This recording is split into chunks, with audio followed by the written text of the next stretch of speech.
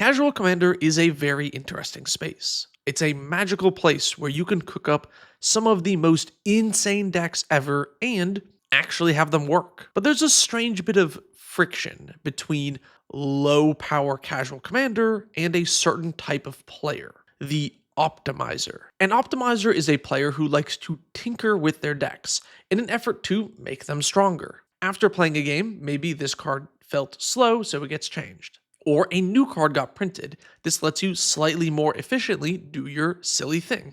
This style of deck building can seem counterintuitive to playing Casual Commander. In theory, you don't actually want to power up your deck too much. The goal of Casual EDH is to have a balanced game. You don't want a pod with 3 bracket 3 decks and 1 bracket 5. I find myself in this category of player. I love optimizing decks, tuning them so that they operate better and better. But I have not run into the issue where my decks suddenly become too powerful and move up a bracket or feel imbalanced at commander tables. This is because the commander arms race does not have to exist. You can optimize without increasing the overall power level. I want to talk about the difference between optimizing and powering up decks. Then, how we can use this information to make decks that are categorically bracket 2 or 3, or conversely, using this information to actually improve your deck if you want your deck to go up a bracket.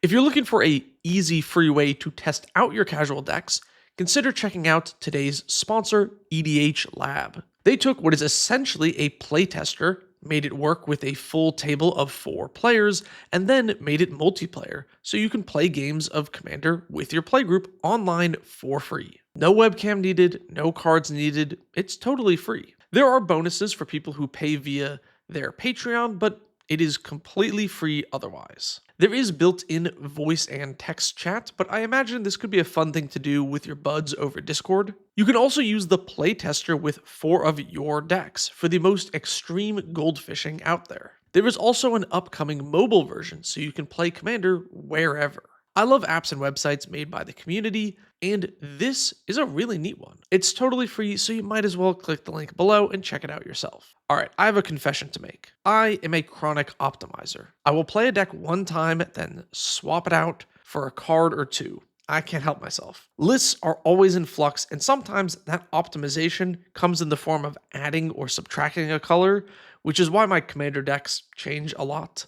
Normally, when players talk about upgrading decks, the goal is to improve the overall power of your list, while optimizing fixes the ratios or consistency of a list. Optimizing does not move your deck to a higher power level or different bracket. It instead makes your deck do the thing better, but it does not improve what that thing is. I think it's easy to think about optimizing by framing what an upgrade is. So how do we actually upgrade our deck? This is if you want to power up the list, move it to a higher bracket, or make it feel significantly stronger. The first thing you can upgrade is the power ceiling of a deck. This is the most powerful play pattern your deck can possibly do. For example, let's say you add Thassa's Oracle, Demonic Consultation to your deck. Without tutors or lots of card draw, this combo might be inconsistent. It won't appear very often, but you have the ability to go land, land, land, win the game on turn 3 in a very difficult to interact with way. The ceiling or highest power play this deck can make is not appropriate for bracket 2 or 3. Thinking about the ideal perfect hand and improving that will upgrade the power of your deck. In a similar vein, speed is often commonly used as a metric for upgrading your deck. I think speed can tie into your power ceiling. The reason that combo from earlier makes your deck stronger is because it speeds up how fast your deck can win. And I do think that fundamentally, when you make your deck win on an earlier turn, you increase the power of your list. If your deck wins on turn 7, then an 8-mana board wipe is too slow to interact with you. And this effect is amplified exponentially as those turns get lower. If you win on turn 4, then a large swath of interaction is likely useless against your deck. Speed does have an issue though when we use it as a metric here. A deck only has a distinct turn when it wins if you have a definitive win con. Combos are the most obvious example, but overrun effects, damage doublers, or large X spells can also be definitive win cons as well. But a lot of decks aren't that. They play synergy pieces and value cards and finishers, but not ones that end the game in one turn. Many +1/+1 counter decks will try to make a big guy or buff all of their dudes, but that doesn't mean the deck's goal is to put 120 power on the table at once, or even 40. Sometimes you make one 18/18 and try to chip in here and there. And on the more extreme end, control decks are not trying to rush their victory. Speed is not an important part of their game plan. This is where resilience comes into play. The last main way to upgrade your deck is to make it more resilient. This can be achieved in a few ways. More card draw, recursion, board wipes, or anything else that helps your deck scale into the late game further. I know this category is a bit vague, but I'm trying to catch all the other cases for decks that don't have an definitive I win button. But think about swapping out a weaker card draw spell for something like the One Ring. The One Ring probably scales better into the late game than any random card draw card in your deck. Because of that, it is likely a power upgrade. Increasing the power of your interaction as well, this type of resiliency and ability to adapt makes your deck, again, a lot stronger. Tuning a deck is where the changes improve your deck's ability to do its core game plan, but not improve the power of the core game plan. One thing can be the ratios in your list. If you are a blink deck, for example, there is a mix of blink effects and blink targets that you need. What is that correct ratio? It's going to depend on your deck. For example, something like Brago in the command zone means you probably want more ETB effects in your 99 because you have the blink in the command zone. It could be the opposite though. If your commander has a powerful ETB you want to blink, then you want more blink effects in the 99. And of course, the rest of your list informs this decision as well. How much card draw you have, or how many other enablers versus payoffs you have in the deck. Additionally, upgrading synergy pieces rarely speeds up the deck, so much that it becomes a meaningful power increase. For example, I have a Flage deck. At some point, they may print a better looting effect than the ones that I have now. I can then optimize my list by swapping out an old looting effect for the new one. But as nice as looting is, and doing it more efficiently is a great synergy piece for my deck, it doesn't make my list that much faster, since the fastest I can put Flage into play probably hasn't changed. Faithless looting into Faithless salvaging is still likely the most powerful thing my deck can do in terms of filling up the graveyard. A lot of times upgrading the third or fourth best version of a card into your second best version of an effect doesn't really make your deck much stronger.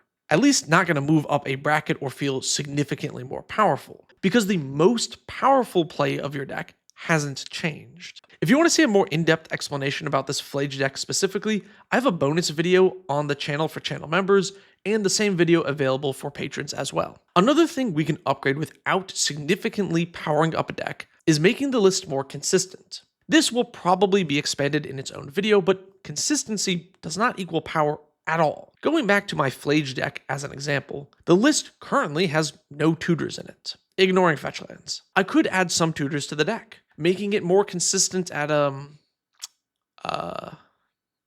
well, I don't know, actually. The deck is rather commander focused, and in the 99, there is no specific combo piece or synergy piece needed. It is purely Boros value with the goal of grinding turn after turn after turn, getting incremental value such that Flage can eventually win the game. This deck doesn't need tutors. There's no specific card the deck is looking for. It is an exceedingly simple list, and it is my most consistent deck by far, but it's not my most powerful. Boros control is fundamentally not that strong. Even if I rigged my entire deck so I would draw exactly what I want, turn after turn after turn, you can still beat it with normal interaction that every deck has access to. I cannot say the same about my Mina and Den list. Even if I cut the tutors for my creatures, the game plan of ramping into Vorinclex and then Genesis waving for 20 permanents is way powerful. Making this deck less consistent does not lower the power level. The strongest plays of the deck does not change, and it would not drop down to bracket 2. This does make some players ask, can you do powerful things in lower brackets? The answer is still yes. Decks like my Flage list are held back by their themes. This is an inherently weaker theme, so even when I play optimized versions of the list, it still isn't going to be that crazy. But you can still do crazy things. All you got to do for lower brackets is add hoops. A hoop is simply an extra step you have added to a deck to slow it down. For example, I built a spacecraft deck. Instead of using large artifact constructs to station these quickly and beat my opponents down, like a normal deck might, I instead wanted to put one counter at a time by using low power creatures and proliferate effects. This deck had powerful support pieces to easily consistently tutor up the spacecraft and a proliferation engine. This deck was terrible. It legitimately sucked because the extra restriction on the deck made it extremely slow to get going and was way more susceptible to removal. Since I needed A plus B in play for a long time before it got going, my deck could easily be slowed down by one piece of interaction, forcing me to then find a replacement piece for that part of the game plan. In theory, this deck could pull off lots of crazy engines that would actually obliterate the entire table in one turn cycle. But it required so many things to go right, I literally never pulled it off, and the deck remained very low power. No matter how much I optimized it, this core game plan, even if the final thing it does is destroy the entire table and 100% win the game, never functioned. It was never too powerful. There was always so many points of interaction, which made it a fun deck to optimize because I could go crazy. I could try and tune it as much as I wanted, and it never really felt overpowered or imbalanced at any table, no matter what. I do want to also talk about other restrictions outside of gameplay ones. Adding a hoop to your gameplay to jump through can slow your deck down significantly. But you can also do this with budget. Obviously, asterisks here, you can make powerful budget decks, but it does still add a restriction that can slow your deck down, especially if your budget is extremely low, like $10 or less. Or you could use cards only from a specific block or set. No matter how much you optimize it, it's still probably not going to be that broken. Maybe you only use cards you found in bulk bins at game stores. This is also a really fun way to optimize a list without making it super powerful. A tuned and optimized deck can be a really fun thing to play. It feels like a well-oiled machine where you're able to do what the deck wants often. A deck with the right ratios will more often feel like it has interaction or card draw or synergy at the correct time. You will have those clutch top decks more often because your list is set up to have the correct amount of the cards you need on average. This only comes from a lot of playtesting and tweaking a list over and over again, but can be extremely rewarding when you finally get a deck to click. And it will feel powerful without feeling unfair. And I think that is a great place for a casual deck to be. If you're someone who really likes tinkering with decks and trying to always optimize, I think you can genuinely do this without increasing the power level of your deck so that your playgroup remains balanced. It's a lot of fun to take a jank theme or deck with a strange restriction and try to make it as powerful as you can. And if you do actually want to power up your deck, focusing on the power ceiling, speed, and resilience are the best ways to do that and make your deck feel significantly stronger. Any other upgrades you make that don't affect those factors is probably tuning and optimizing rather than actually upgrading the power of your deck. So go wild tinkering with your lists. Icaros110 asks, are you a coffee or tea person or neither? I despise coffee. I absolutely hate it. I cannot stand the taste of it, even with a comical amount of sugar. It barely makes it drinkable, and at that point, I'm just drinking sugar water. I love tea. I really, really like tea. I drink a decent amount of tea. Although for my caffeine, I used to drink a lot of energy drinks, and then long story short, my doctor said I should not drink that many energy drinks, and now I just drink water.